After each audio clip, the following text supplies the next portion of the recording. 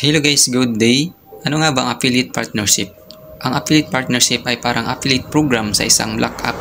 Ito yung TikTok kung saan you can link your Facebook account to your Shopee account. Mahalaga ito dahil magkakaroon ka ng seamless earnings sa pamamagitan ng commission.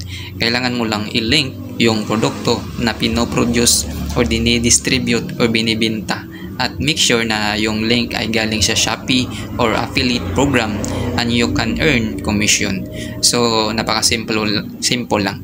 I-click mo lang yung affiliate partnership para pumunta ka sa link kung saan kailangan mong mag-login na nakakonect sa iyong Shopee account.